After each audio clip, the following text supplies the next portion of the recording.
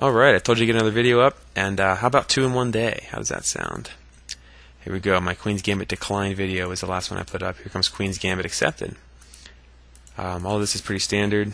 I take the pawn back here, and here's where he makes a mistake. He puts his queen out here on a5, pinning the knight to my king.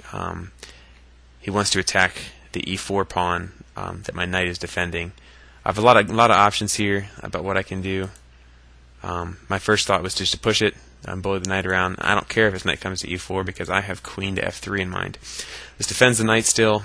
It attacks this knight, and it attacks f7, which is already being attacked by the bishop. This is a pro move. This is good.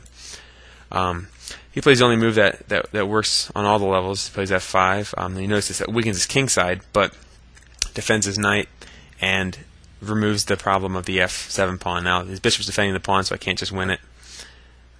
My knight is still pinned here. This one's easy. Just play knight to e2, defend that knight again, prepare to castle, which breaks the pin, and then I can start attacking. I tend to like it when my opponents are this aggressive, this fast, because if I make smart moves in the beginning, it's rather easy to push him back and to develop a strong game of my own positionally. I'm a positional player. That's my style. Okay, there's no reason not to castle at this point, so I go ahead and do it. It's the best move. Breaks the pin. It increases the mobility of my f3 knight, and when I develop this bishop, now my rooks are connected, my king is safe, and everything's good about castling, so I castle. Here my opponent made a dumb move. He hung his knight. I could have just taken it with the bishop here, and I followed with a dumb move of my own. One dumb move deserves another. I checked him here, and I actually made the move rather quick. I was imagining him going, oh well, and then moving his king, and I take the knight. Something stupid along those lines. I forgot that the knight can actually come back and defend the check here, or him blocking with g, and I take the knight. I forgot the knight can hop right back in there into f7 and defend. It's fine though. It's okay. I'm still winning here positionally, and I put another attack out on this pawn here, and there's not a whole lot he can do to defend it. So I go ahead and take it. Now here he made a bad move. He played g6, attacking my queen. He wants to chase my queen away first, and then maybe trade bishops here, something along those lines. I'm having none of this because there's tactics that work out to win me tons of material here, and you'll see. Take a moment, pause the video if you want, and see if you can find it yourself, because there's 2 really good moves here. Hopefully you just pause the video. If not, I'm going to continue talking because I only have 10 minutes. The move that I chose was bishop takes f7 check, king takes, knight takes, pawn takes, queen takes, rook. Now some might argue, well, he didn't have to retake that knight, did he? Couldn't he have just moved his rook? Yeah, it's true. Imagine if he had moved the rook here to remove the threat. Then I have all these discovered attacks, like queen takes e7 check. When he takes on e7, I'll check him again. He can come here if he wants to defend the rook. I'll check him again. He's got to back off.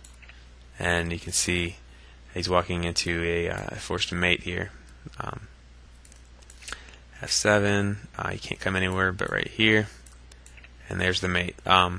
So sure, he can decline the rook sacrifice if he wants, and he'll get mated in a hurry. If any of you want to work out a line other than that doesn't end in a mate, a quick mate, you're welcome to, obviously. Something like this, that kind of thing. We can check this one out if you want. I'm gonna do g6 check, e7. I spend a lot of my time on these YouTube videos figuring out all of these mates to prove myself. You all should believe me instead. It's easier. How's that? Anyways, declining the rook sacrifice is not really an option for him. H takes g6, queen takes h8. Here he wastes a move, so it wasn't a very good one. Lets me slip right in here and check him. Check. He blocks with the bishop. Now here I decide to attack the pinned piece with my bishop. Another good option would have been playing queen e8 check. After he blocks with the bishop, I win that bishop. I like the way I played it better.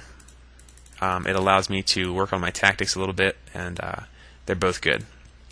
He has to defend that bishop with his queen on c7. It's his only move other than losing to checkmate quickly. So here, I can force the trade of material and then start developing. I'm up a ton of material. It's going to be easy. Instead, I wanted to improve my position a little bit first, force him to defend my pawn rush in the middle, and then I went ahead. So I improved my position. He's going to take here anyways. Now imagine, let's go back. If I hadn't done that, if I had just done this first, takes, takes, takes. Now I have to use up a move here, and it's his move. Notice my rooks are right here, everything traded up here, and it's black to move. I did this first, he had to waste a queen move. Then we trade, trade, trade, and it's my move. Same position, but now it's my move. You should always be looking for little things like that that can, ways you can improve your position and force your opponent to waste moves. This is good for you. This is good chess. At this point, I decided, I look at the time, I'm up about 2 minutes, and I'm up a ton of material. I should be able to slowly squeeze my way down the king side and queen one of these pawns. Even trade a rook for a bishop and a pawn or something like that to continue to squeeze him. So I developed slow, real slow, real slow, real slow here. Here I went ahead and sacrificed this pawn just to try and simplify a little bit further and force my king up a little bit more. He checks me first. I move back, and now he doesn't want the rook trade, so he backs off this way. This is a bad place to put his rook because there's nowhere for him to go over here, and there's nothing for him to attack over here. I'm pretty happy with the placement of his rook and the placement of my own. I played g4 here. I was baiting the en passant capture if he had taken it. Now he doesn't have any more pawns on the king side, and mine aren't looking super hot yet. I'll have to put a rook behind this one and start pushing it probably. That's where I ought to go with this. Again, notice the time. I'm up a minute and a half. Keep that in mind. Anyways, he didn't take the en passant capture. He just moved his king forward, and so I decided to pin his bishop here. His bishop can't leave the defense of the knight, and it's pinned to his king anyways. So he has two options. One is to defend his bishop with his king here. The other one is to move his knight. He chose to move his knight c5 to defend his bishop. Knight e4 here. Now this looks like it sacrifices a pawn. You can see if he can win the pawn here, but then I can win the bishop. That's the point of that move. So we trade down, further simplifying when I'm up material and up time. And he has to defend the bishop instead, at which point I just sneak in here and win that pawn. And now I have the stronger pawns than I had before on this side. And you'll notice here now I also have these discovered checks when I move my king. Now look at the clock. He has 27 seconds left, and I have 2.5 minutes. This is going to prove to be decisive. You don't have to checkmate your opponent to win. Winning on time is not any less honorable than winning by checkmate. If your opponent had to use up his time to figure out how to handle all of your good moves, then you're playing good chess. So don't feel afraid to win on time. It's not dishonorable. He tries to develop counterplay on the queen side. I go ahead and just check him with a discovered check. And now here, 13.5 seconds, 14 seconds. If I just keep checking him, I'll sacrifice even a rook for a bishop to check him. 11 seconds, watch, check. 8 seconds, 9 seconds, oops, check.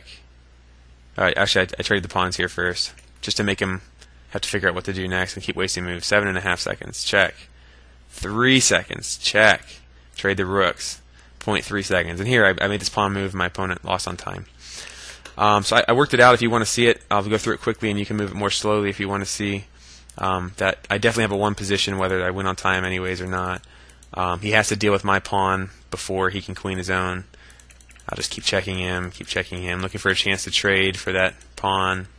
And I had this pawn out here all by itself, and I won the game.